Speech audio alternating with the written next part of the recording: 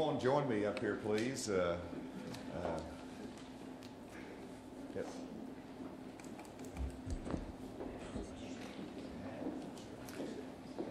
I'm delighted to be joined by Speaker Gillum, and as well as President Dismayne with the Senate, and we have our new Speaker designate as well, and other legislators, Senator Bledsoe, the Chairman of the Health Committee, and others that have joined me today, and I'm grateful for their participation and support for our fight against opioid abuse here in the state of Arkansas. I'm also joined today by our Surgeon General, Dr. Greg Bledsoe, Drug Director Kirk Lane, Medical Board is represented by Director Karen Watley and Chairman Breving. We have the Pharmacy Board that's represented here by Director John Kirtley. We have our Criminal Justice Institute, Director Cheryl May, State Crime Lab, Kermit Channel, from UAMS, Dr. Rick Smith, Blue Cross Blue Shield, Curtis Barnett, and then UAMS, Stephanie Gardner, the Interim Chancellor. And so we also have the DEA represented here by Agent Justin King. So I want to thank each of you for joining us, and there's others that I haven't mentioned, but some of those will be speaking today. The purpose of this conference this morning is to emphasize the challenge that we have in opioid abuse and to bring out another tool that is helpful for our physicians in prescribing opioids and to make sure that we are minimizing the potential for abuse. I was in Waldron about a week ago, and in Waldron, a small community, I had the town leaders there as well as law enforcement. I asked the question, what is the most serious drug problem that you face in Waldron? And I fully expected the answer to come back methamphetamine in a rural community in western Arkansas.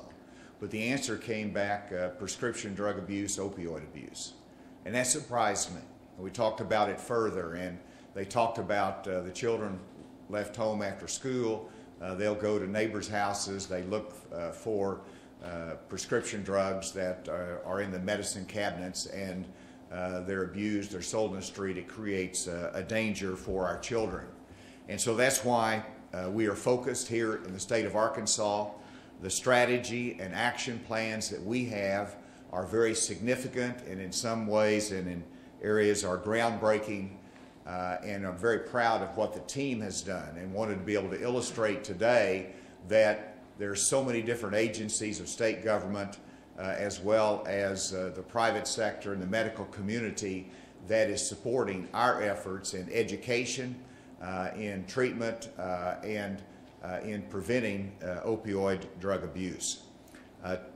Some of those efforts include the mandatory prescription drug monitoring program. It includes the drug take-back effort that was emphasized last Saturday, and as well as the prescription guidelines that have been adopted by the State Medical Board. All of these are new tools, important tools in fighting opioid abuse. And while I'm on the topic of the take-back program, I did want to participate in last Saturday's take-back program. I checked our medicine cabinet, and I found a prescription for 15 hydrocodone pills. 3 pills were used, 12 were left in the medicine cabinet. And so, Director Lane, where are you? I am giving them back. But that's what we need to do to monitor our cabinets as parents, grandparents, and everyone. And today I wanted to announce a new tool, which is a prescriber education portal. This will be a portal that physicians can access that will include weekly teleconferences. It will be supported and managed by University of Arkansas Medical Sciences, and it will be run by them. It will be funded in partnership by Blue Cross Blue Shield, that is making a donation today, as well as the Drug Director's Office, and it will be funded in that fashion. But as you'll see from the comments that will be made, much of this is about prescriber education. It is about the role of the physicians and how much to prescribe, how to watch it, how to be careful about it, to minimize the chance of abuse. And so with that announcement, I wanted to recognize Dr. Greg Bledsoe, our Surgeon General, for his comments, and he will sequentially introduce some others to speak. Thanks, Governor. Well, I don't think it's any surprise to those in this room that the opioid crisis is a scourge to our communities and our state. When I go around the state and I talk about opioids, people ask me, how did this become such a problem? How did this crisis get so large? And I say it was multifactorial. Definitely there were bad prescribers, and definitely there were bad pharmaceutical executives and pharmaceutical companies that took advantage of people. But there are a lot of other causes that we don't often discuss, and one of those is bad federal health policy. And what I tell people when I go and talk about the opioid crisis is that it's a great example of what happens when inadequate research produces inappropriate policy, and then you have unintended consequences at the end of that. As just one example among many is the 2006 CMS decision to tie reimbursement to hospitals to patient satisfaction scores on pain management.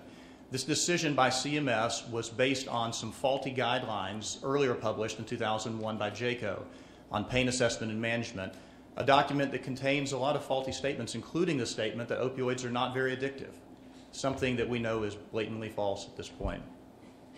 The purpose of this, to have this discussion about federal health policy, is not to cast stones or to criticize, but it's very important that we have this discussion because we want to make sure that every angle is addressed.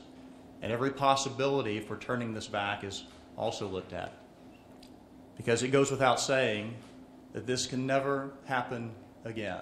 We can never have health policy that contributes to a crisis, especially one this large in nature. The good news is that through increased awareness and increased intervention, we are making a difference. As just one example of this, I was privileged to co-author a paper that was published in the American Journal of Public Health with the director of the Indiana Health Department and the Surgeon General of Florida. The title of that paper was Are Pain Management Questions in Patient Satisfaction Surveys Driving the Opioid Epidemic? Even in 2016, a paper of this topic was highly politically incorrect and controversial. But I'm happy to say that it was published. I brought a copy of it here today. And we are very thankful that 6 months after we published this paper, in the American Journal of Public Health, CMS reversed its decision and went back and said, no, we're not going to do this anymore, and they no longer tie reimbursement to hospitals to patient satisfaction scores and pain management.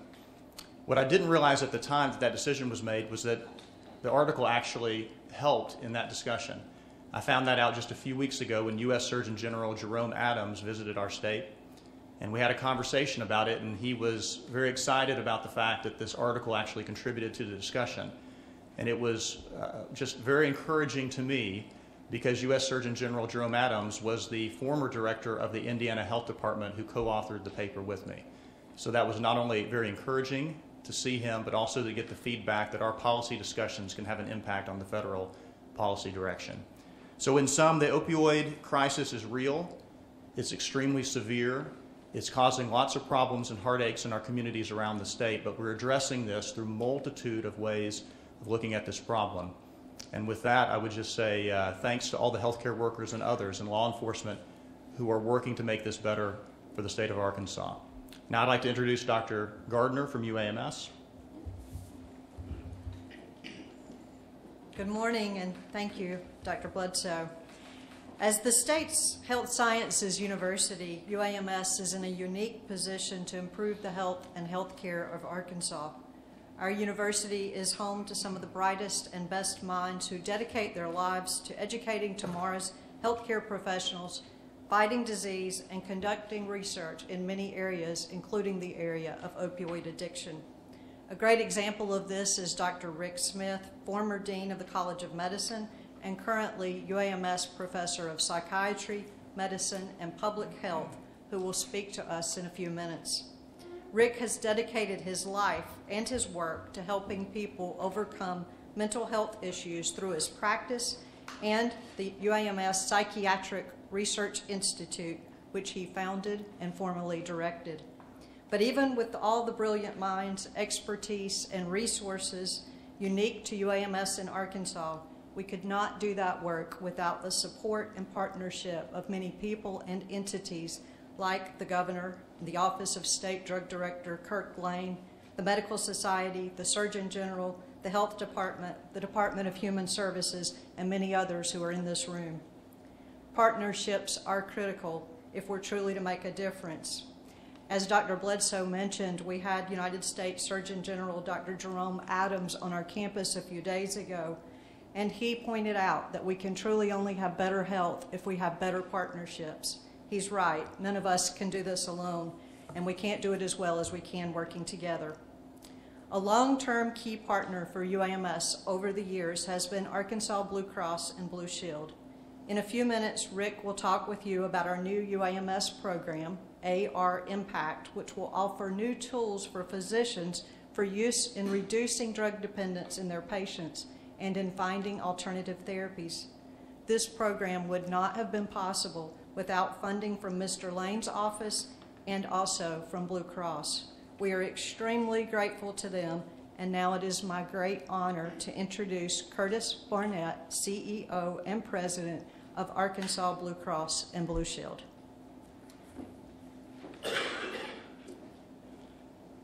Thank you, Dr. Gardner. And at Arkansas Blue Cross, we are proud to continue to do our part to fight this terrible epidemic. And we feel like the grant, and we did bring the check today, or the oversized check for $104,125 to UAMS for the AR Impact Program. And we feel like this program that Dr. Smith will be describing in a few minutes is especially appropriate for a rural state like Arkansas. And we're proud to be a part of that, and proud to be a part of the state government and others' efforts to fight this dreadful disease. So, Dr. Gardner, thank you so much.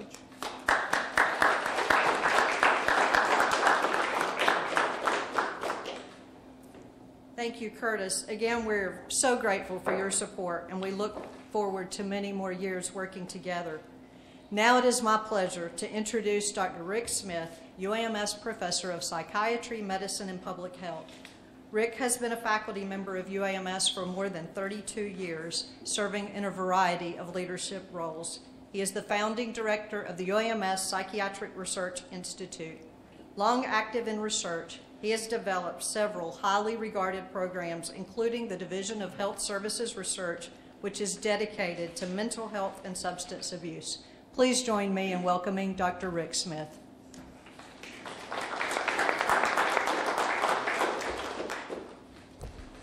Thank you all for being here.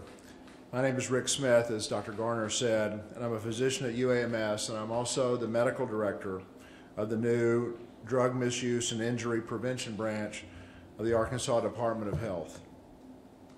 First, some thank yous.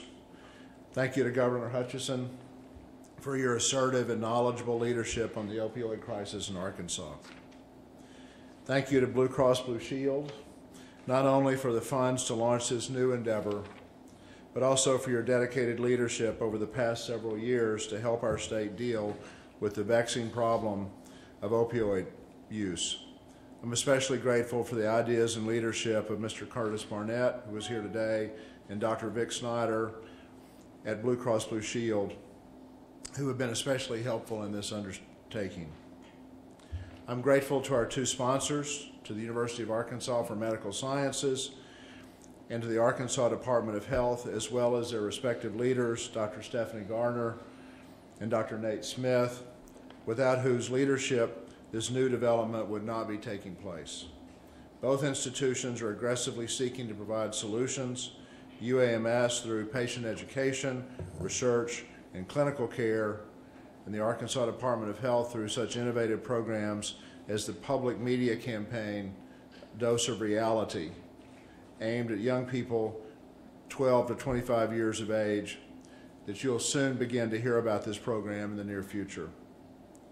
Finally, I'm grateful to the strong leadership of our state drug director, Mr. Kirk Lane, who has been addressing this terrible problem for many years and whose office has dedicated some funds to help make this possible. Two powerful recent developments have set the stage for this new service. First, the passage by the Arkansas State Medical Board, which I'm grateful, of a definition of excessive prescribing of opioids, that generally follows the Centers for Disease Control guidelines for the treatment of pain with opioids. Secondly, the Arkansas Department of Health operates the Prescription Drug Monitoring Program, an important and powerful tool to fight the opioid epidemic. Last week, the first quarterly release of over 5,000 prescriber reports detailing each prescriber's use of opioids in his or her practice compared to his or her peers were distributed. From the phone calls we have received, these reports have garnered significant attention from our healthcare community. The resulting dilemma: while doctors and other prescribers want to reduce their use of opioids, we have many patients with acute pain or chronic pain who have become unintentionally addicted to opioids, or clinicians who do not have good alternative treatments for their patients' pain. This presents many difficult clinical situations for our providers on the front lines, who often face very challenging situations trying to help the patient without making matters worse. Our answer to these difficult situations is AR Impact. And the impact stands for Improving Multidisciplinary Pain Care and Treatment. AR Impact is a weekly, free continuing education program for prescribers who using televideo, prescribers attend a weekly conference from their clinic, home, or office, and a team of specialists present the latest multidisciplinary pain management approaches to improve patient outcomes and functioning, as well as to reduce opioid use. Through a unique partnership between UAMS, the Arkansas Department of Health, the Office of the State Drug Director, Arkansas Blue Cross Blue Shield, the Arkansas Medical Society, and the Arkansas Academy of Family Practice, and the Arkansas State Medical Board, we are able to bring this service to Arkansas healthcare providers, their patients, and the citizens of Arkansas. The way for prescribers to access this new service is to go to our website, www.arimpact.uams.edu, and register for the continuing education, then to join us Wednesdays at noon for a brief educational presentation by one of our specialists, which include pain and addiction physicians, a physical therapist, a psychologist, and pharmacists trained in opioid-related problems. And then for case conference-style discussions of actual challenges faced by doctors in their offices almost every day. In conclusion, we hope that this new service, AR Impact, is helpful to our physicians, physicians' assistants, and advanced practice nurses who treat patients with pain. But most of all, we hope this new endeavor is helpful to our patients, our patients' families, and all those who are affected by this terrible epidemic. Thank you very much. And now I'd like to turn the podium over to Kurt Lane, our State Drug Director. Kurt? Good morning. It is important to understand the great effort that Arkansas is doing to change the course of the opioid crisis. And here are just a few highlights of those efforts. We have enhanced our prescription drug monitoring program with new software to make it easier for prescribers to navigate it. The prescribing report cards previously described will help our prescribers improve their prescribing practices. We are the only state in the nation that allows restricted law enforcement access to the PDMP without a search warrant, and our PDMP was recently acknowledged by the Office of National Drug Control Policy as a model for the nation. The Arkansas Naloxone Project enables first responders tools and education to allow someone to breathe during an overdose situation. Funding for this effort has come from Drug Seize Assets, private donations, a tremendous foundation grant from the Blue and You Foundation for a Healthier Arkansas, and federal grants such as the Prescription Drug Overdose Grant and the State Targeted Response to Opioids Grant, which were training was developed and implemented by the Criminal Justice Institute for First Responders and has resulted in 70 saved lives in Arkansas in the past 18 months. The design of this program was recently touted by the Surgeon General of the United States as a national model program. Last weekend, Arkansans participated in the 15th DEA Prescription Drug Take Back, an educational program to teach, monitor, secure, and dispose of our prescription drugs.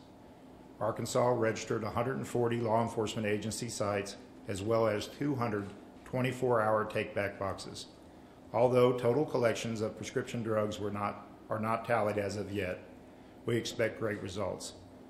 And those will be announced in the near future by our DEA office.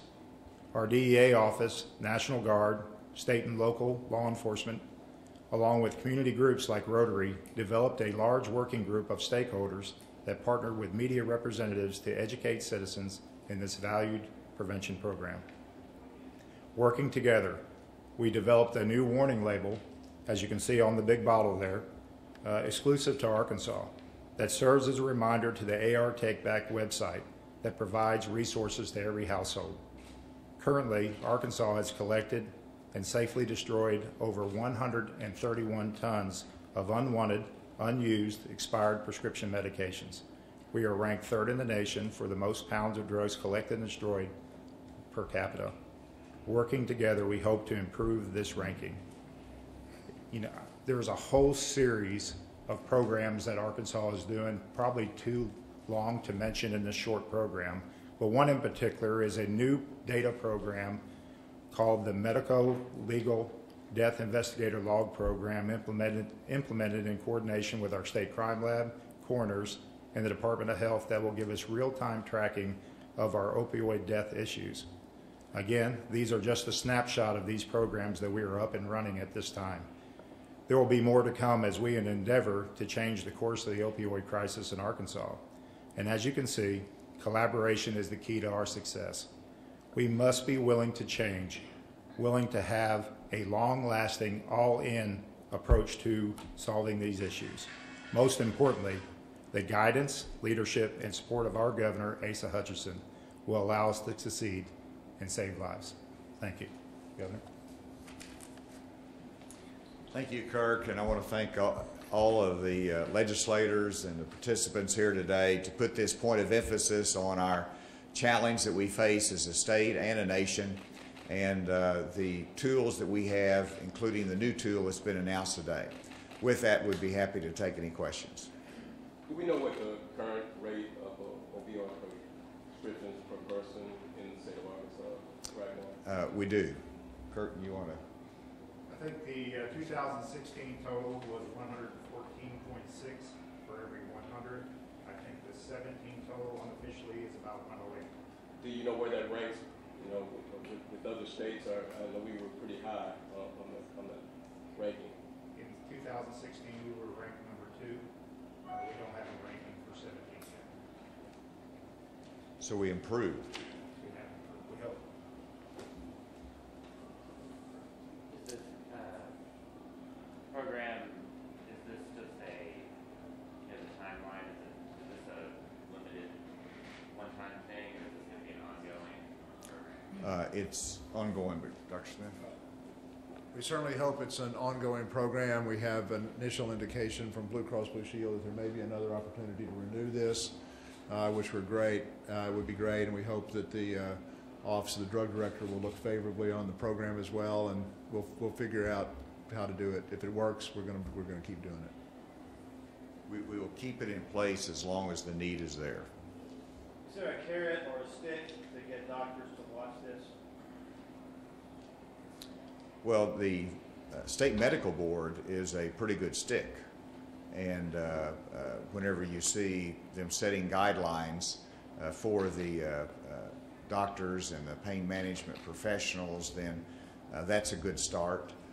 Obviously, the prescription drug monitoring program is a good tool that can lead to a very powerful stick, and I'm speaking of when we see abuse by whether it's a pharmacist or whether it's a doctor, that can lead to action.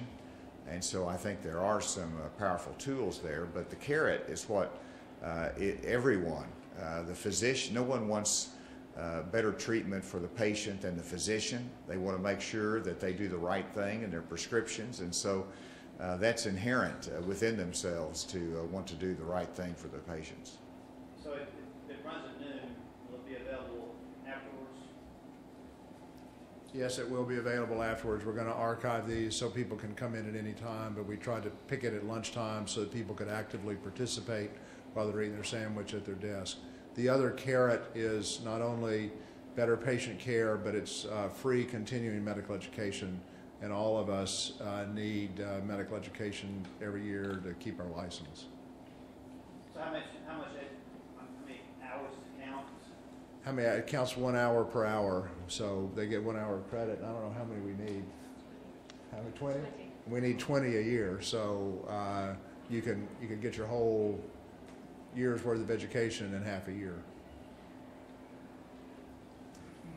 All right, well, they'll be available afterwards with any follow-up questions. Did I cut you off, Steve? I have one quick question.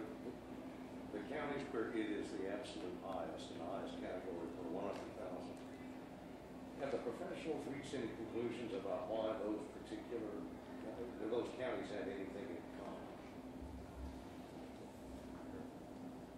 You know, I think we have looked at not only the prescribing rate, but we've looked at arrest rates, we've looked at death rates, a whole factor of different anomalies that kind of fit that effort, so we can best focus our effort in there. I think it's wide. This epidemic is widespread. I don't think there's anything in particular to a race or a gender or an age group. It is completely across the board, and that's why it deserves our attention. I think that was the point of me illustrating the story with Waldron, that sometimes it's a surprise where the opioid crisis hits, and it's really widespread, whether it's urban or whether it's in a rural area of our state.